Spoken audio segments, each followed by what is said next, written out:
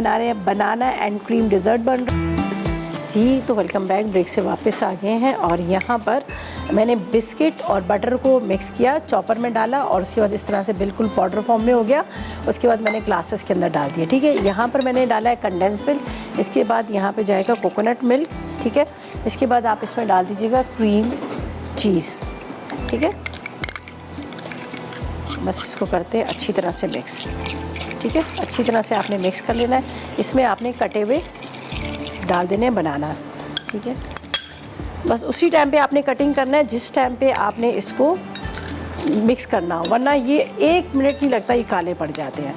बस ये अब हमने इसको इस तरह से रख लिया। ठीक है, अगर इसको आप बहुत अच्छे से फेंट लेंगे ना तो और भी बड़ी फ्लफी सी हो जाएगी। अच्छा, अब ये जाएगा ग्लासेस के अंदर। ऊपर से थोड़ी सी मैंने जेली डाल दी है, मैंने कहा थोड़ी सी जेली, और यहाँ पर जाएंगे चंद कतरे वनीला एसेंस के, चंद कतरे वनीला एसेंस के। सही है, बस इसको मिक्स कीजिएगा इस तरह से। ठीक है, ये देखिए अच्छी तरह से मिक्स कर लीजिए।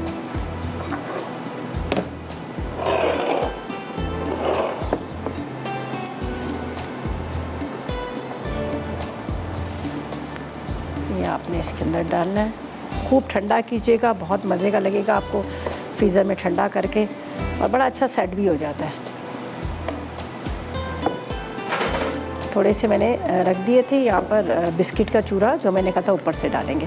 थोड़ी सी मैंने इसमें जेली वैसे ही रख दी है, हालांकि मेरी रेसिपी में नहीं थी, लेकिन मैंने जेली जो है इसके ऊपर थोड़ी सी वैसे ही रख दी है।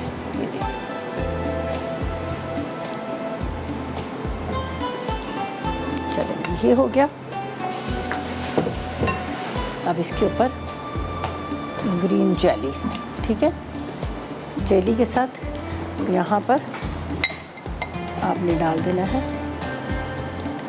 एक इस तरफ कर लेते हैं ताकि इक्वल हो जाए ना।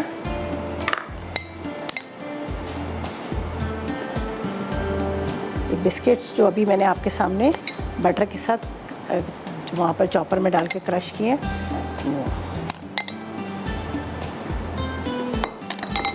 अब ये जेली है मेरे